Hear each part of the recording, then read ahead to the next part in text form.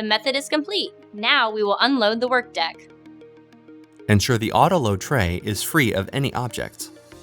After the Proteograph assay method is complete, the ICS presents two options: unload carriers and run MPE flush.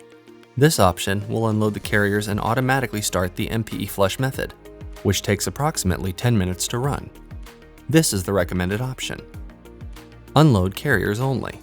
This option will unload the carriers without running the MPE flush method.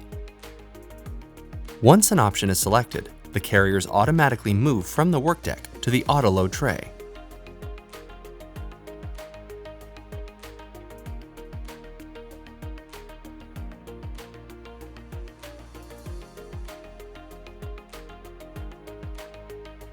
Immediately remove the collection plate from the work deck.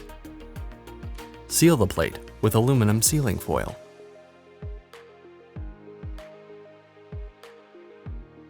Centrifuge the sealed plate at 2000 G for 30 seconds. Set the plate aside at room temperature. Next, we will remove and dispose of the labware from the carriers. Open the front protective cover. Remove all plastic labware from the tube, plate, tip, and reservoir carriers.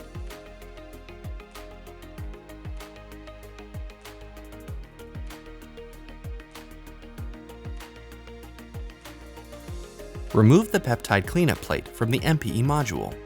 Remove the black core lids and store for future use. Dispose of used labware and leftover reagents in the appropriate waste containers per laboratory policy. You must begin peptide quantification within 1 hour. We cleaned up the SP100. Next, we will perform peptide quantification.